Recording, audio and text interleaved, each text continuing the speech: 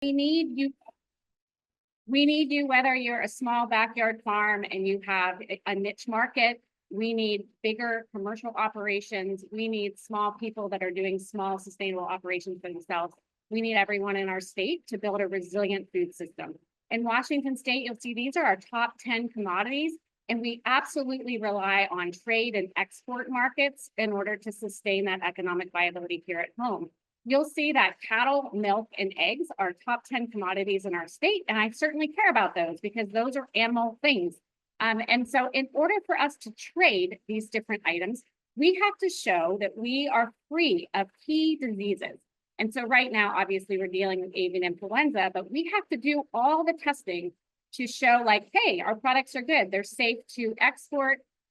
We've been working a lot, for example, with milk. Did you know that we actually export milk to every continent in the world except for Antarctica? I didn't know that until this year and working with our dairy group. So absolutely important to show disease freedom. So really the mission of the animal health program is to protect and enhance animal welfare and animal health. And we do that through disease detection, containment, and eradication. And when we do that, when we protect animals, we also protect public health, right? Because if we can eliminate that virus, from animals, we can eliminate the exposure to humans. So that's really what we're here to do. And also by doing that, we protect the economic viability of our industries by opening up those export markets, our ability to trade, but not only that, but our ability to sell safe, wholesome products locally, which is really important as well. At the state vet's office, we rely heavily on producers like all of you on this call, as well as veterinarians to report things that don't look right to them. So right now, are just really basic high level. There's tons of reportable diseases for the state vet's office, but those ones that are most important are those that have zoonotic potential. So any disease that can be transmitted to humans or from humans back to animals can go both ways. Any newer emerging diseases that we haven't seen before, or maybe they're appearing in a little bit different way or in a new species, or we have high morbidity or mortality. So we've got a lot of sick animals or a lot of dead animals, or they're considered foreign animal or transboundary diseases that we don't want to live with every day. So we all know there's endemic diseases in the animals that we have here at home. But what we don't want is to allow one of these diseases that has highly zoonotic or economic impact to become established here, because that's a whole new issue that we're going to have to deal with. So as you can recognize here with these types of reportable diseases, avian influenza actually checks the box for every single one of these buckets, which is why it's such a disease of concern and importance. And it's also why I get to lead the charge on avian influenza response here at home. So we know that avian influenza is always circulating out there, right? Every single year, especially in the fall, all of us state veterinarians hold onto our seats and hold our breaths and say, oh my goodness, what did the virus do this year? So we know that migrating waterfowl often carry influenza viruses. They don't always carry influenza viruses that are so deadly though. But the one we've been dealing with for the last 3 years hasn't changed much, which is good and bad, right? It's good in the respect that it hasn't become more zoonotic necessarily, but it's bad in the fact that it's extremely deadly to birds. And so the longer a virus persists in the environment or it persists in those migrating waterfowl, the more it's going to contaminate the environment, the more likely we are to have spillover into our backyard flocks or into our commercial operations.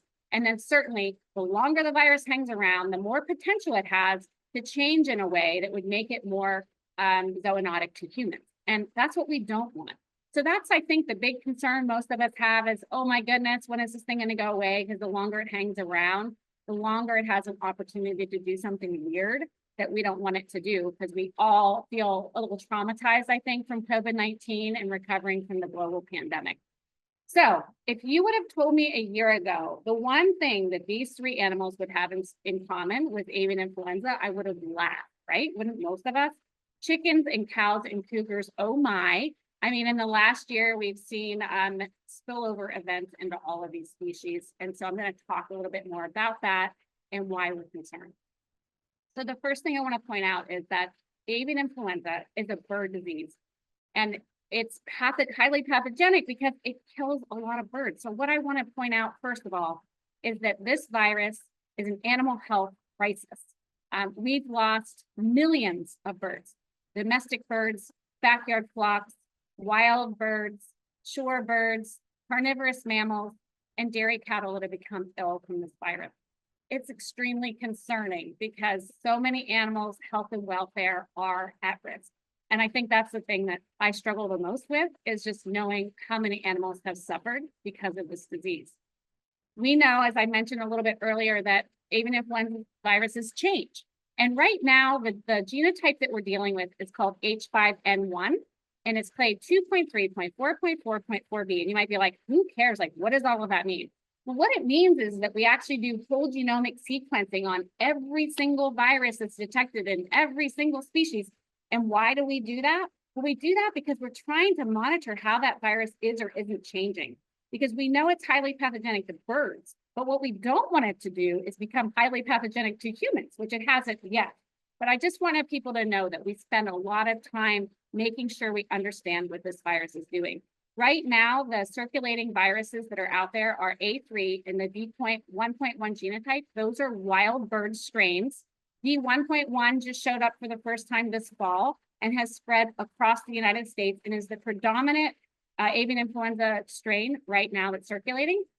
The V313 genotype is a dairy cattle specific strain. We have never had a detection of this strain in dairy cattle in Washington State. Good news. But we have seen V1.1 appear in some backyard flocks and in a commercial facility this year. We were actually the first state to get V1.1, which isn't something I want to brag about, but that's one of the Washington unique things, because as we see migration occur, birds are coming down. So in the summer months, all of these migrating waterfowl go up to Alaska, right? And look at that. Look where the intersection of all of those different migratory pathways are.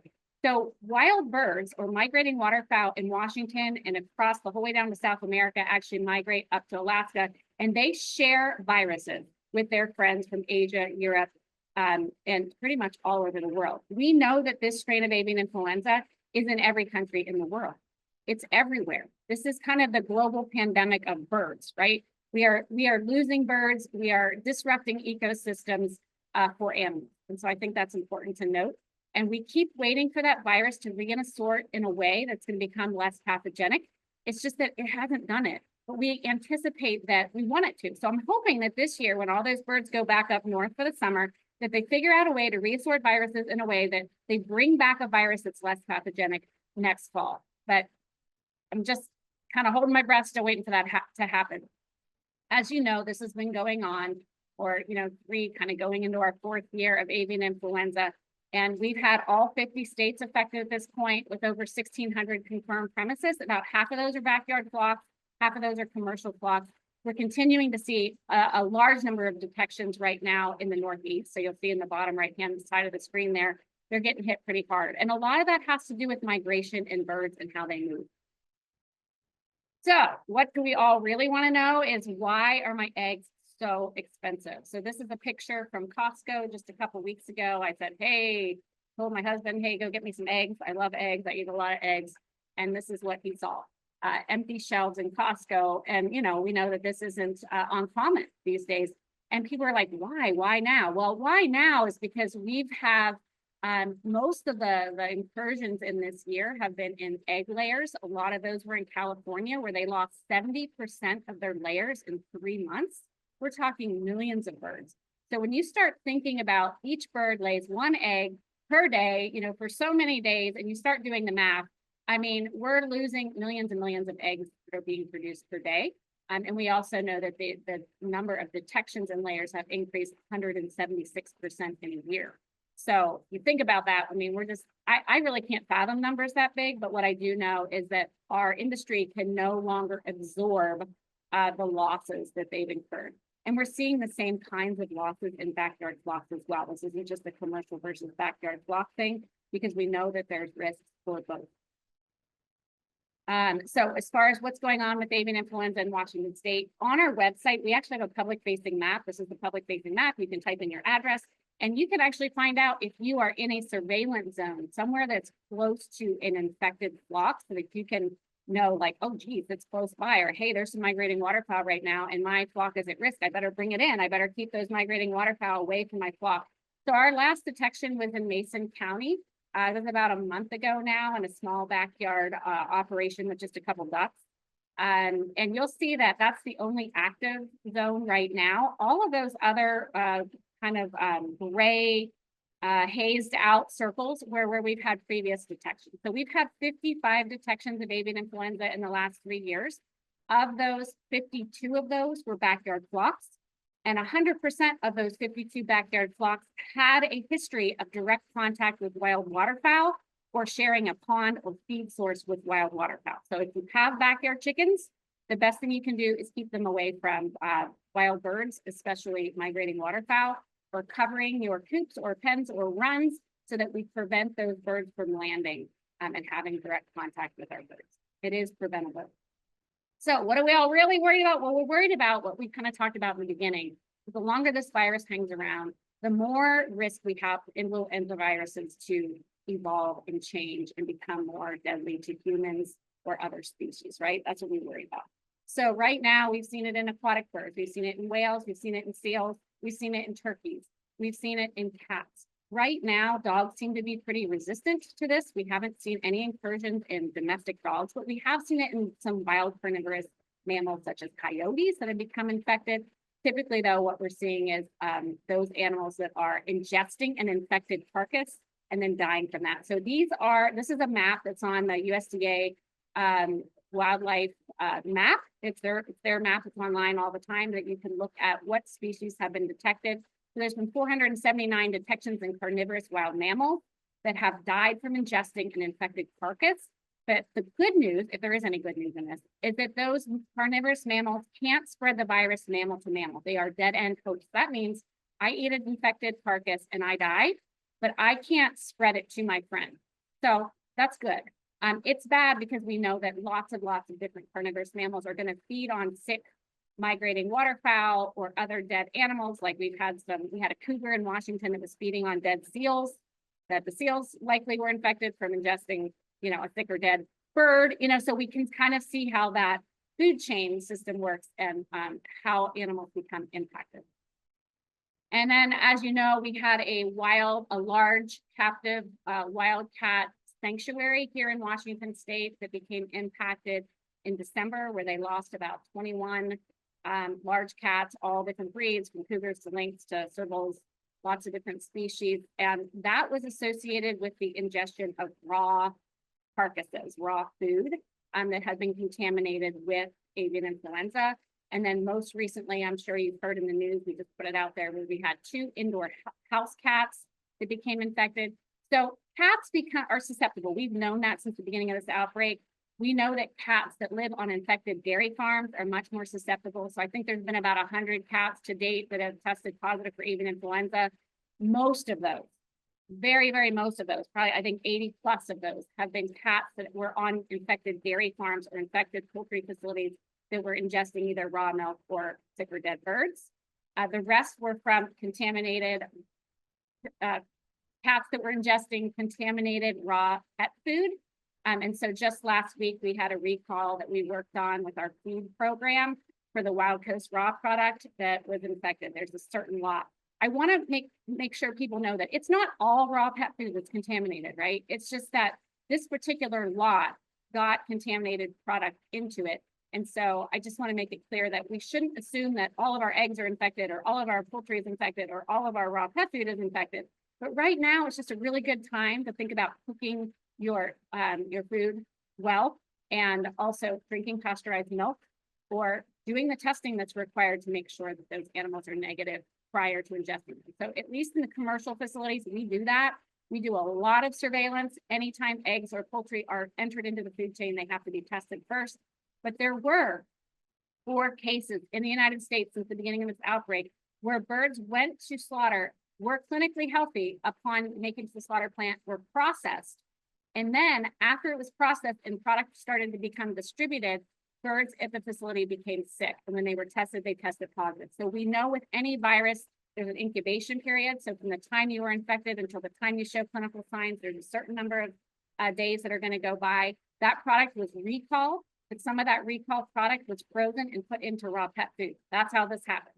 So we can talk more about that if folks are interested in understanding that, but we do understand where it happened and why and what, and we put some additional mitigations in with USDA to make sure it doesn't happen again.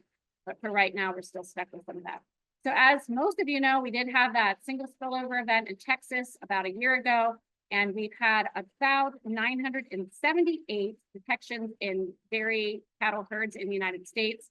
Those yellow states are states that have had infection previously, but it's been cleared out.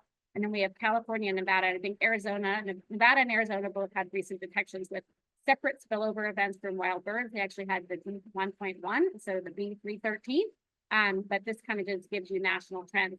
What we're most concerned about, though, is with this dairy strain, is that the dairy strain can spill over into poultry facilities, which California saw. So not only did California have 700 plus dairies become infected, but they had many, many, many poultry operations become infected because the strain can spill over and it's going to kill birds, but it's not going to make cows very sick. In Washington State, we know that our commercial facilities are right next to each other. So if we do get incursion of avian influenza into dairy cattle, we know that our poultry are at risk, or vice versa. So we're very concerned about this and have done a lot of surveillance to make sure that we don't have it here. So I wanted folks to know that at this point in time, we have tested every single dairy in Washington State, at least grade A dairies, and they are all negative. All of the Northwest Dairy Association dairies have been tested at least 3 times, but sometimes more, but these are the number of samples that have been tested. This is on Waddle's website. We work with the Washington Animal Disease Diagnostic Laboratory to do this testing, and we are trying to achieve stage 4 status, which we're right there. We submitted our request yesterday, and we should have it. Waiting for our state to turn yellow anytime, but we have never had a detection of B313 in our dairy cattle or D1.1, and we are continuing to look for it. So every month, every dairy is tested so that we can quickly detect and eradicate. I'm not going to go into detail on this other than to say that this response has truly been a One Health approach.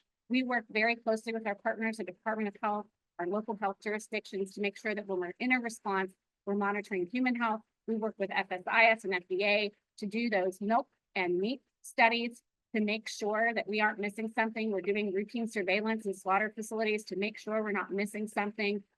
We work with USDA Wildlife Services and the Washington Department of Fish and Wildlife to do peri-domestic sampling around infected farms to better understand transmission mechanisms and to follow up on any mass mortality events in wildlife in the state.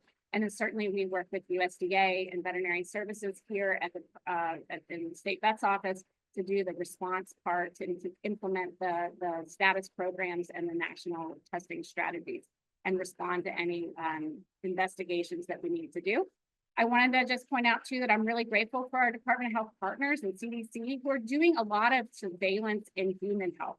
So I know this is the thing that we're most worried about, is that public health concern, but so far 145,000 tests have been done for H5.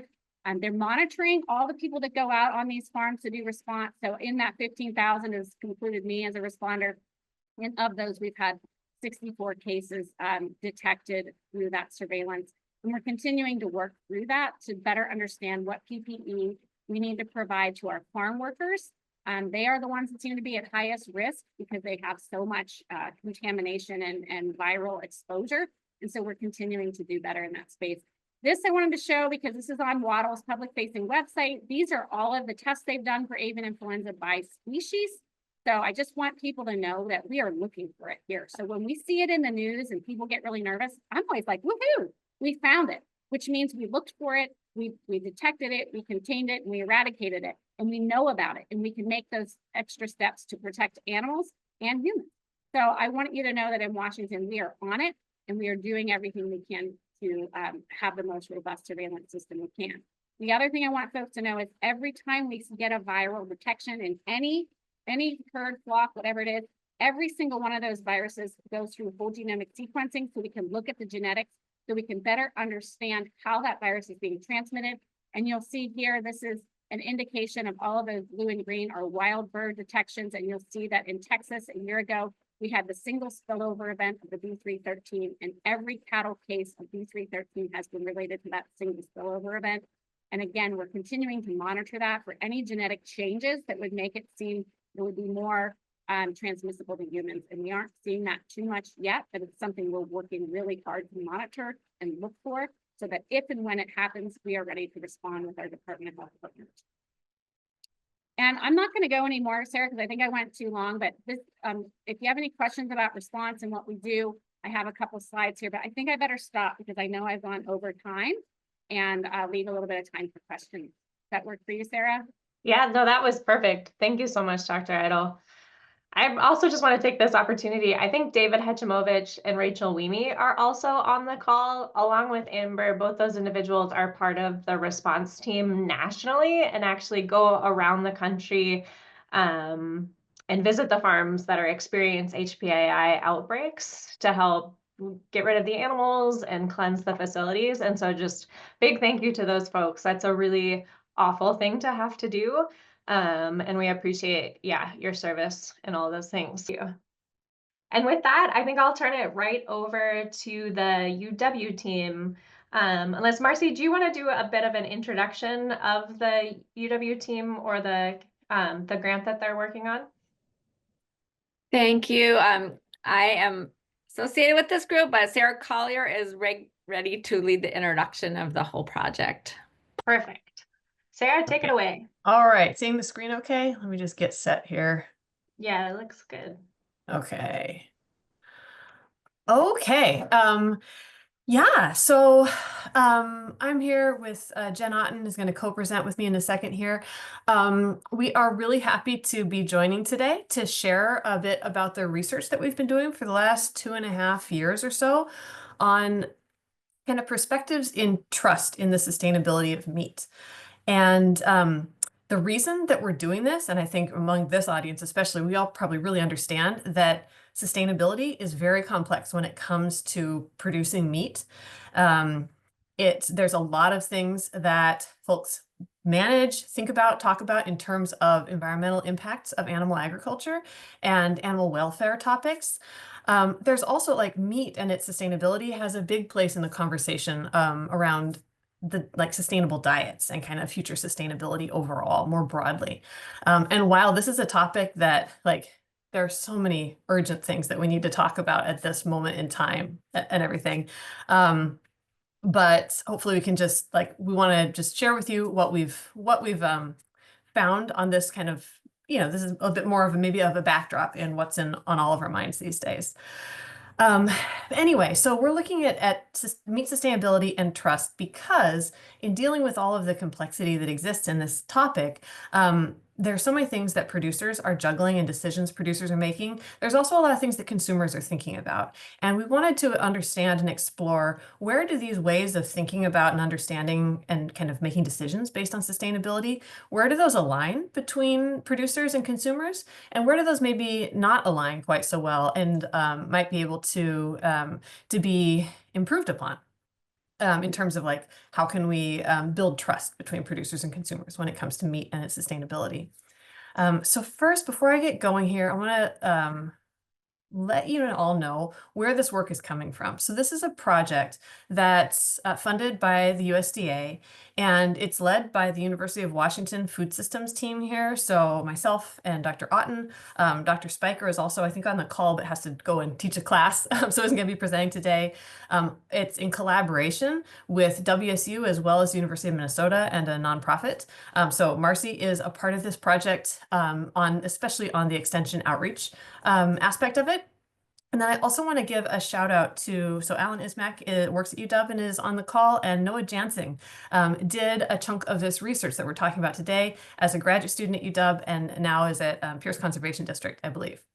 Anyway, so this is coming from the University of Washington's Food Systems, Nutrition, and Health program, which is kind of, a public health and social science team that's deep in public health and social science expertise and looks at these topics of food system sustainability broadly.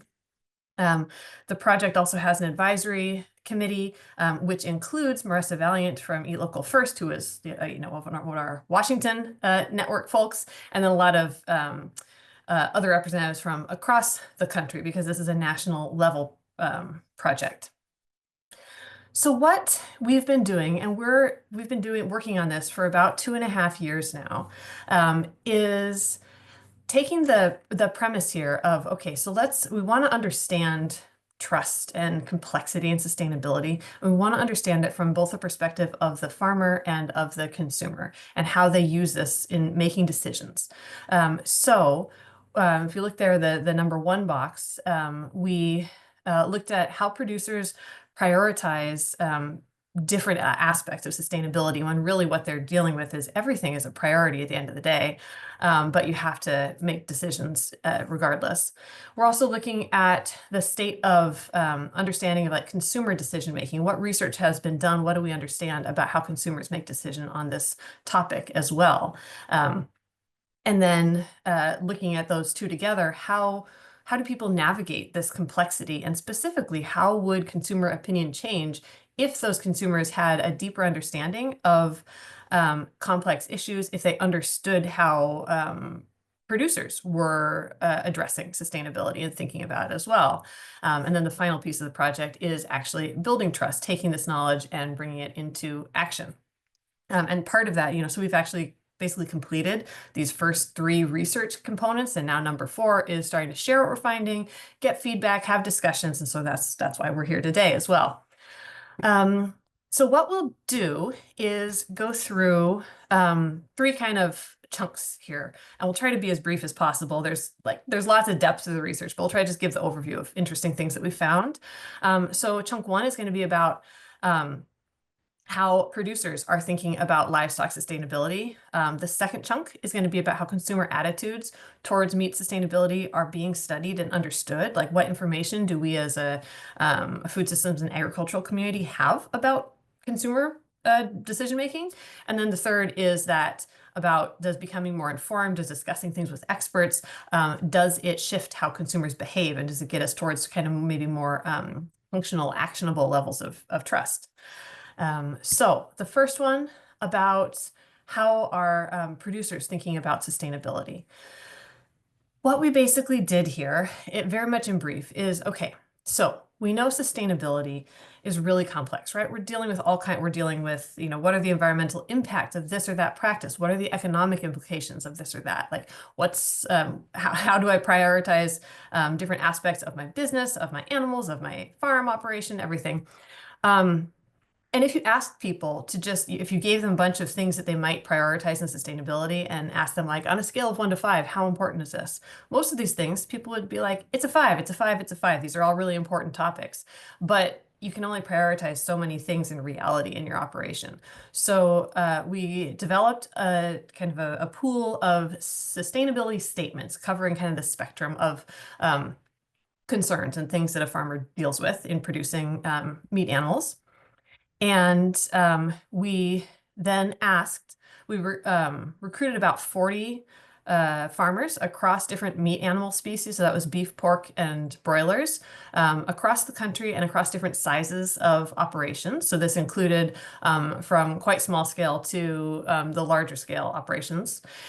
And we asked them to take this pool of almost 40 statements that we developed and rank them onto a pyramid where you only have a couple of slots on that pyramid that you can actually put statements on your very highest priority, and the rest are going to have to kind of go lower, to the medium and down to the lowest priority. Doesn't mean that it's not something you care about, but it's like, what actually, when you're thinking about decisions on your own operation, which of these do you prioritize most highly?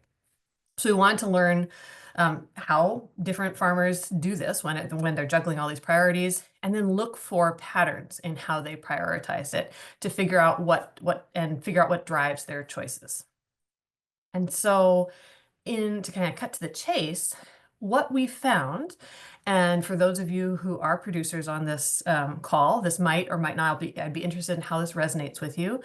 But when we did that, and then we looked at the responses and kind of did a bunch of analysis to find quantitatively how these responses grouped, we found 3 distinct kind of clusters of how people approach this.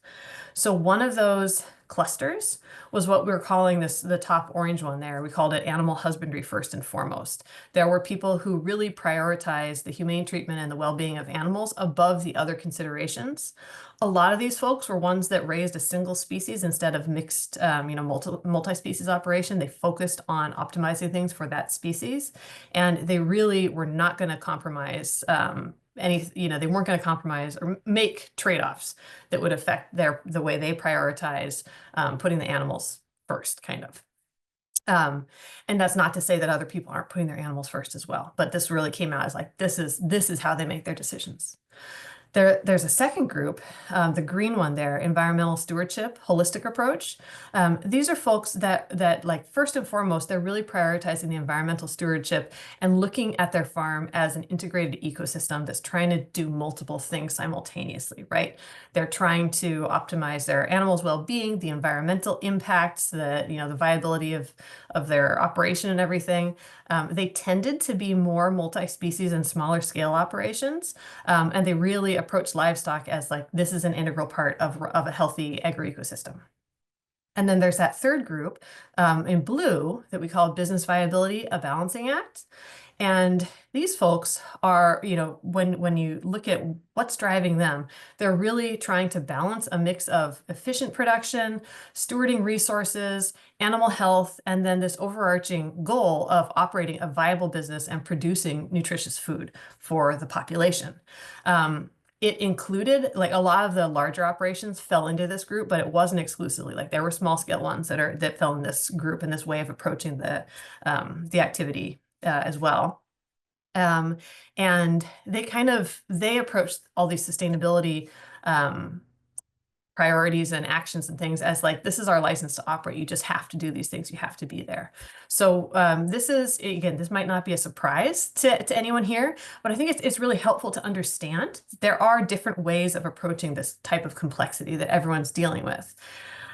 Where it gets really interesting and maybe more actionable is when you start to tease apart, well, so which of these prioritize, like, where do these different groups align between each other, and where do they really diverge? Because if you want to think about like, well, how, what's motivating for different types of producers. So this, I won't go into it in too much depth, but if you can see the little dots on this diagram, basically what it's saying is we've got our same little color coding of dots as these big groups. And that's saying, here's a bunch of the statements that we asked them about sustainability. And then there's this kind of spectrum from left to right of how much they prioritize different statements. And when the dots all cluster together, that means that those groups are pretty close in the way that they approach that particular priority. And when the dots are spread apart, the groups are farther apart, like diverge more. And solid filled dots actually mean that they significantly diverge from each other. So some interesting things that we found here are that, for instance, there was some consensus among all three of these kind of mindsets or worldviews on what they didn't think were high priorities. And one of those things, it's the bottom highlighted one there, it was about maintaining traditions in farming practices. And if you look, all three of the little dots are kind of clustered together. And all three of the groups, even though these groups are very different, they're making their decisions in different ways, they all tended to view traditions as something that might impede progress, right? So they're like, that's not such a high priority when we're thinking about how to be sustainable and how to run our operations. Interestingly, there really wasn't consensus among the three groups on anything as the highest priority. They do that differently. But there's interesting kind of pairings and things that you can see about ways that like maybe two of these groups align and the other doesn't. So if you look at the top little highlighted piece there, that was improving production and profitability using new technologies. The business viability group prioritized incorporating new technologies a lot higher than the animal husbandry and the environmental stewardship focused groups. And this might not be surprising. Another kind of interesting one, though, that the middle one, stewarding the land and natural resources, the business viability and environmental stewardship groups both prioritize that more highly than the animal husbandry focused group. Not that the animal husbandry group doesn't care about stewarding the land and natural resources, but they're like, at the end of the day, when I have to make trade-offs, when I have to decide what's the highest priority, that one falls down a little bit. So we're kind of processing this information in ways that hopefully can inform like incentive and support programs and understand what audiences are going to be most receptive or most benefit from different types of activities, policies, incentives, and things like that. To help support sustainability overall in the sector. So this just kind of summarizes what we found. I won't necessarily read through this.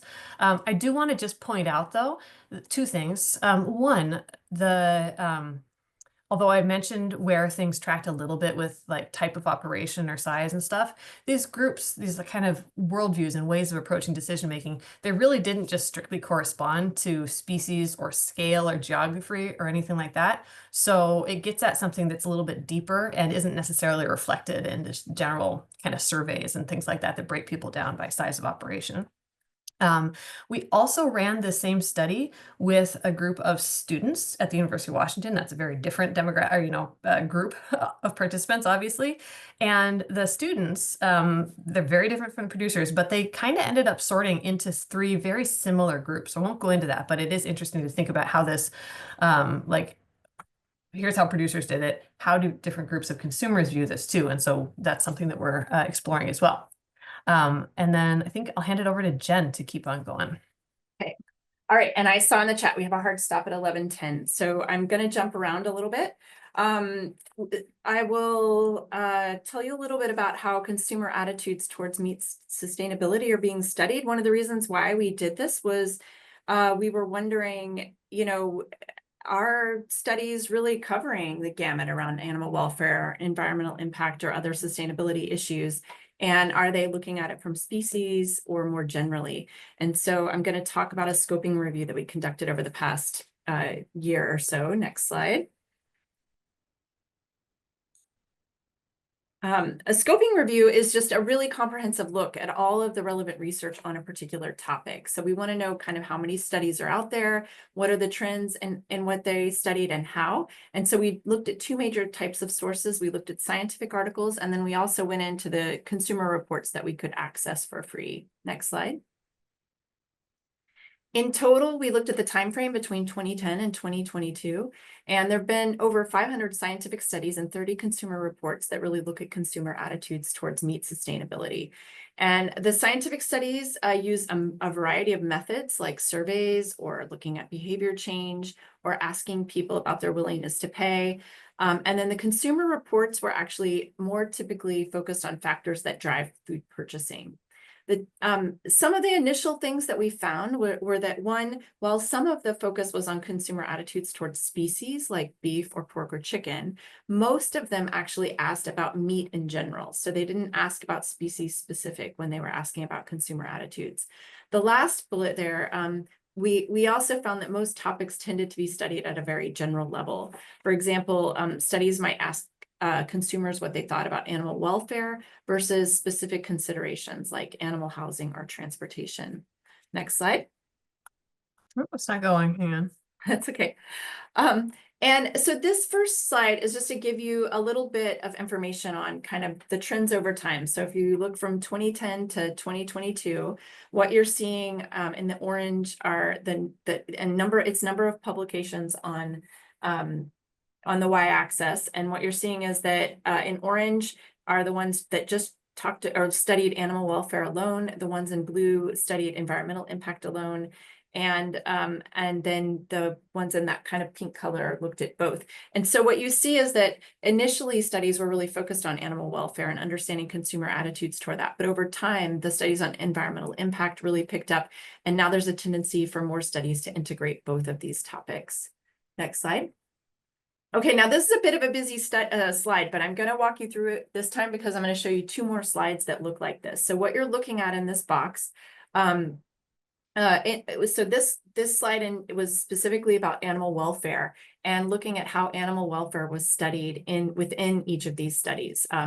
For example, what do participants think about animal welfare versus topics like animal housing or transportation specifically. So down that first column, you see the types of topics that we looked at that we were trying to get at, are these studies covering housing? Are they covering food source, slaughter, physical health and well-being? What is it that they're actually asking consumers about? And then across the top row, you see that we tried to figure out if they were looking at it by species, beef alone, chicken alone, pork alone, or were they asking about multiple species, or were they asking about livestock or meat in general? And the more red the cells are, these are number of publications or total number of appearances. And so the more red that cell is, that there were a greater number of appearances in the studies on all of this. And so the takeaway from this particular slide is that these studies were really looking at general animal welfare and multiple species and livestock or meat in general, more than kind of looking at it by species or really diving deeply into some of the more nuanced concepts that sort of fall under animal welfare. Oh yeah, next slide. That's good. We'll stop there. And so this next slide is getting at environmental impact. And so here again, I've circled that, you know, really most studies were looking at general environmental impact and livestock or meat in general. One of the things, if you look at the green circle that I put at the bottom, was that when we think about kind of positives and negatives, so most of the time these studies are looking at and asking consumers about some of the negative impacts of producing meat, and they're not necessarily asking consumers how their attitudes toward the positive impacts of meat. So soil quality is a great example of this, and you can see that there were very few studies that included soil quality here. Next slide. And then finally, we looked at what other elements of sustainability were studied. And we looked at a slew of different topics here. And you can see that the most common ones that were studied were human health, economic considerations for consumers, and food safety. Next slide. And so the key takeaways from this scoping review are that many studies have really been on the surface level or looked at things more generally, and they haven't focused on the negative aspects of animal welfare. They focused on the negative aspects of animal welfare or concentrated on a few siloed disciplines, but they didn't really go beyond and think about kind of more details or trade-offs or nuanced things or some of the positives about animal agriculture. Next slide. And I'm not going to have time to go into this last piece, but I'm going to just give you a preview. And then maybe if you want us to come back and talk about this, we would be happy to. But one of the things we wanted to do was really understand what happens if people knew what the experts know. If consumers knew what the experts know, would they feel differently about the product or trusting livestock producers or industry or whatnot? Next slide. And so I'm just going to talk about what we did here, and then we'll jump all the way to the end after this. But basically what we did is we used students as consumer proxies, and we offered a class that used a method called community deliberation or deliberative polling. And what this did was we did the usual that you expect in a classroom, where we gave them information and facts and evidence, but we also let them talk through it and share their peer experiences with each other. And then we brought in 5 different expert panels where students could ask all sorts of questions of livestock producers, of people working with commodity associations, of veterinarians, and really ask them like their burning questions about animal agriculture sustainability. And then we surveyed these groups before and after and really listened to what they had to say here. So I'm not going to give you the conclusion or walk through this, but I'll just say that it was a really interesting experience for us, and we learned a lot about which attitudes are really hard to budge and which attitudes might change over time. And maybe Sarah, if you could, take us, to the end. Thank you. So any questions here, feel free to reach out to any of us. We'd love to come back and talk to you a little bit about the deliberative polling that happened in the classroom, or take any questions now.